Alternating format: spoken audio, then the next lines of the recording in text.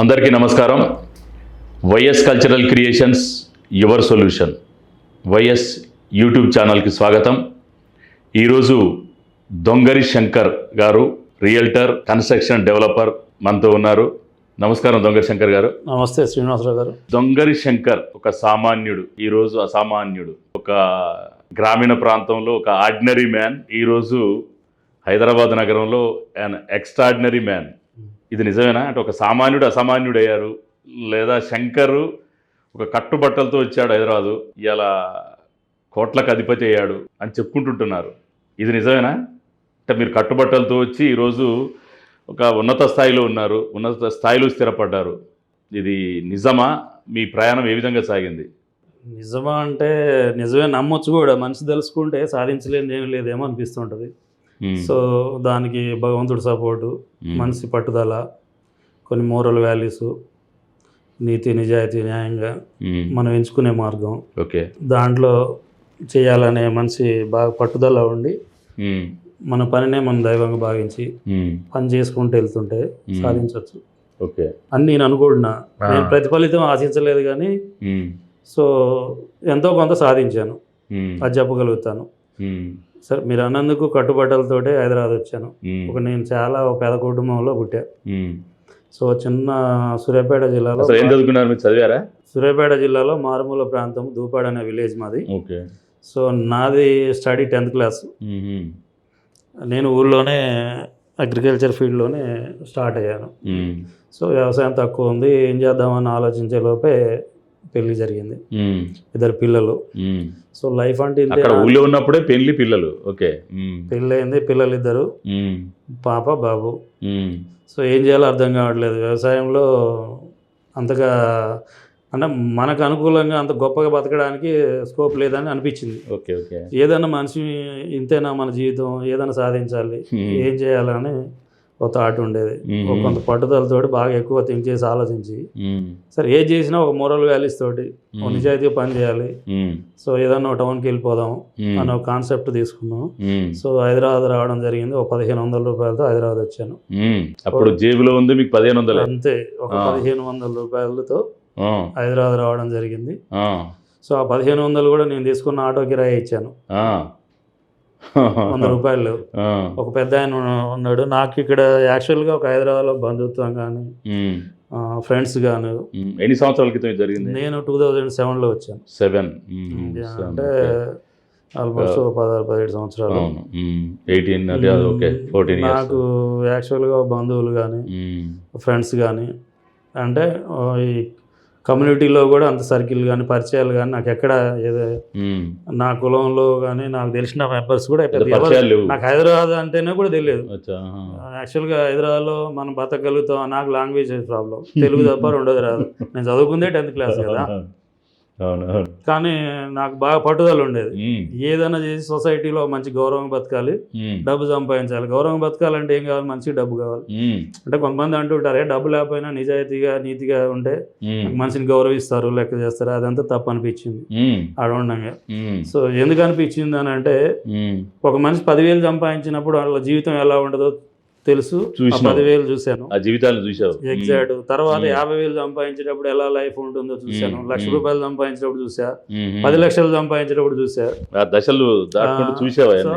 ఆ రేంజ్ నుంచి ఎలా ఎలా డబ్బుకు ఎంత సొసైటీలో ఉంది, డబ్బు కూడా ఎంత అవసరం మనిషికి అని అనిపించింది. సో చేసుకుంటూ, అంటే నేను ఇంత చేస్తున్నాను, ఈ రూపాయి సంపాదిస్తున్నా అనేది నా మైండ్లో ఉండేది కాదు. పని చేసుకుంటూ వెళ్దాం, ప్రతిఫలితం అదే వస్తుంది.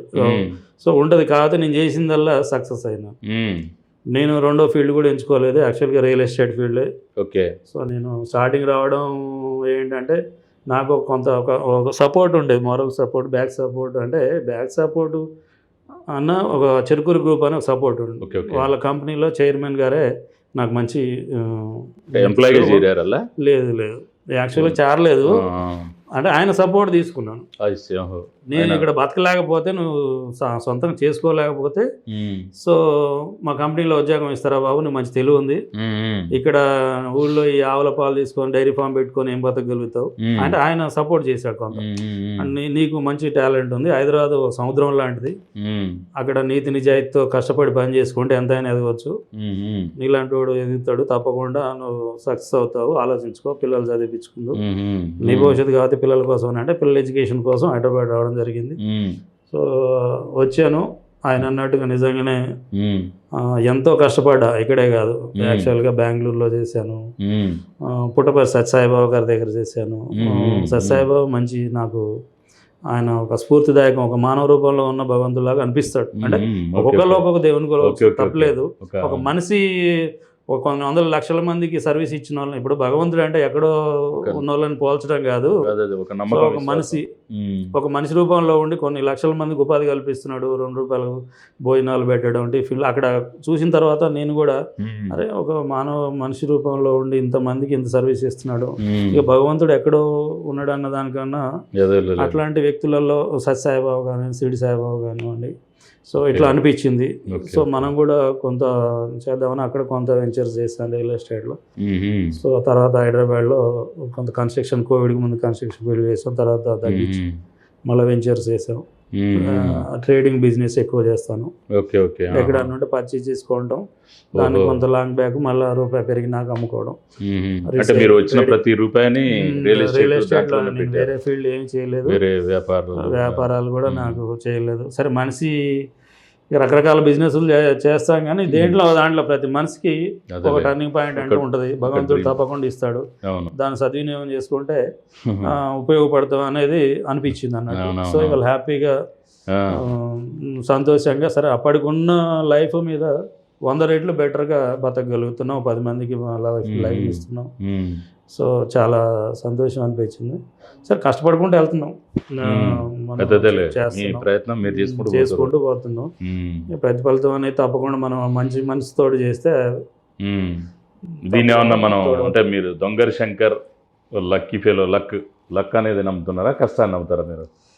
ఇంత స్థాయికి ఒక మామూలు మీరు 1500 జేబులో 1500 రూపాయలతోటి తన జేబు వెనక మీకు ఒక గుండె ధైర్యం, జేబులో ఉన్నది 1500 చెబుతున్నాను కదండి. లక్ అనేది ప్రతి మనిషికి ఉంటుంది లైఫ్లో, భగవంతుడు తప్పకుండా ఒక టర్నింగ్ ఇస్తాడు, అది సద్వినియోగం చేసుకున్న వాళ్ళు డెఫినెట్ సక్సెస్ ఏ ఫీల్డ్ అయినా కానివ్వరు. ఇప్పుడు నేను ఎంచుకున్న ఫీల్డ్ రియల్ ఎస్టేట్, దాంట్లో సరే నాకు లక్ ఉందా లేదా అన్న దానికన్నా కష్టపడతాం, అంటే మనిషి నిజాయితీ కష్టపడితే తప్పకుండా సక్సెస్ అవుతాడు అనేది నేను నమ్ముతాను. కృషితో నాస్తి దుర్భిక్షం, అంటే ఏదైనా మనం చేసే పనిలో కృషి, పట్టుదల, ఆ పట్టుదల ఉంటే డెఫినెట్గా సాధిస్తాం అనుకుంటాను. సో ఎంతో కొంత సాధించాను, హ్యాపీగా బెటర్ లైఫ్ని అనుభవిస్తున్నాను. నా పిల్లలు ఇద్దరు కూడా హ్యాపీగా అన్ని చేసుకోగలుగుతున్నాం, చేపిస్తున్నాం, మంచి లైఫ్ ఫేస్ చేస్తున్నాను. దొంగరి శంకర్ గారు ఒక స్లిప్పర్లు పాదాలు అనుకుందాం, ఒక స్లిప్పర్ల పాదాలు అంటే స్లిప్పర్ లైఫ్ నుంచి ఇక్కడికి వచ్చి ఇక క్రమక్రమేణా ఎదిగినటువంటి, అంటే ఈరోజు ఒక మంచి పర్ఫెక్ట్ కంఫర్ట్ లైఫ్, ఒక ఉన్నత స్థాయి జీవితాన్ని గడుపుతున్నారు. ఎలా అనిపిస్తుంది ప్రయాణం? ఒక ప్రౌడ్గా, సాటిస్ఫై అంటే సంతృప్తికరంగా ఉన్నారా? ఉంటుంది కదా డెఫినెట్గా శ్రీనివాసరావు గారు, ఎందుకు ఉండదు? ఇప్పుడు మనం అదే లైఫ్ని 2-3 రకాలు చూసాం. ఏమి లేనప్పుడు ఎలా ఉంటుందో, పేదరికాన్ని అనుభవిస్తాం. మన కళ్ళ ముందు కూడా ధనికులని, ఎంతో డబ్బు ఉన్న వాళ్ళని, వాళ్ళ లైఫ్ కూడా మన కళ్ళ ముందు గొప్పగా బతికి వాళ్ళ ముందు చేతులు కట్టుకొని అన్ని నుంచున్న వాళ్ళని చూసి అతి తక్కువ పీరియడ్లో వాళ్ళు రేషన్ బియ్యం వచ్చే స్థితికి కూడా చూసాం. కాకపోతే మనిషి ఎప్పుడైనా ఉన్నప్పుడు ఎలా ఉన్నాం, లేనప్పుడు ఎలా ఉన్నాం, ఎప్పుడు ఏదో ఎదిగే కొద్దీ ఒదగమన్నారు కదా, ఆ విధంగానే ఉండాలనిపిస్తుంది. మన డబ్బు ఉందని ఆలోచన విధానం అలాంటిది అసలు భగవంతుడు డెఫినెట్గా మంచి మనసు ఉంటే ఇస్తాడనే భావన నాలో ఉంటుంది. సో నేను బెటర్ లైఫ్నే హ్యాపీగా ట్రీట్ చేస్తున్నా అనిపిస్తుంది, మంచి లైఫే ఉందని అనుకుంటున్నాను, ఇంకా కూడా చేయాలి, బాగుండాలని కోరుకుంటున్నాను. దొంగరి శంకర్ గారు ఉన్నత చదువులేం చదవలే, ఒక పల్లెటూరు నుంచి పట్నం దాకా ప్రయాణం. మరి చదువు లేకుండా కూడా ఒక మనిషి తనకు నచ్చిన రంగంలో ఉన్నత స్థాయికి చేరొచ్చు అనేటువంటి జీవితం అనే దానికి ఒక ఉదాహరణగా నిలిచారు. వాస్తవంగా మీరు ఏం చెప్తారు? అంటే మామూలుగా ప్రతి మనిషి ఎదగడానికి ఏం కావాలని చెప్పి మీరు భావిస్తారు? ఇప్పుడు ప్రతి మనిషికి చదివే రావాలని లేదు, అంటే చదువుకోవాలి, అది చాలా అవసరం కూడా ఇవాళ లైఫ్లో ఉన్నటువంటి సిచ్యువేషను. అన్నిటికీ చదువు ముడిపడి. చాలా అన్నిటికి ముడిపడి ఉంది, అన్ని లాంగ్వేజ్లు రావాలి, చదువు చాలా ఇంపార్టెంట్. కానీ చదువు రానప్పుడు ఏం చేస్తామండి, ఇప్పుడు కొంతమంది ఎంతోమంది పెద్ద పెద్దలు ఉన్నారు, అదే మోడీ గారు ఉన్నారు, ఏం చదువుకున్నారు, అంబానీ ఉన్నారు, ఏం చదివారు, బిల్ గేట్స్ ఉన్నారు, ఏం చదివారు. సో వాళ్ళని ఎంచుకున్నాను, అరే నాకు చదువు, నేను ఎంతో కొంత మాట్లాడడానికి వచ్చు, చదువునికి వచ్చు, చూడడానికి కష్టపడే తత్వం ఉంది, చూద్దాం, ప్రయత్నం, మానవ ప్రయత్నం అయితే చేయాలి. సో హైదరాబాద్ వెళ్దాం, హైదరాబాద్లో మనం బతికే ప్లేస్ మనకు దొరకపోదా, చూద్దాం, వెతుకుదాం, కష్టపడదాం, ప్రయత్నం చేసాం, సక్సెస్ అయినాం, ఇంకా సక్సెస్ అవుతామనే నమ్మకం ఉంది. Okay okay.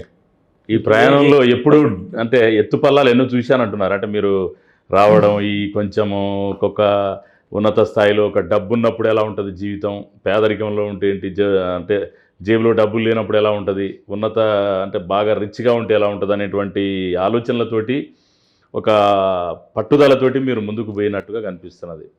సరే, మీరు మీ జీవితం చదువే అవసరం లేదు, ఒక మనకు నచ్చిన రంగంలో కష్టపడి ఏదైనా సాధించవచ్చు అనడానికి మీ జీవితం ఉదాహరణ కనిపిస్తుంది. థ్యాంక్ యూ శంకర్ గారు.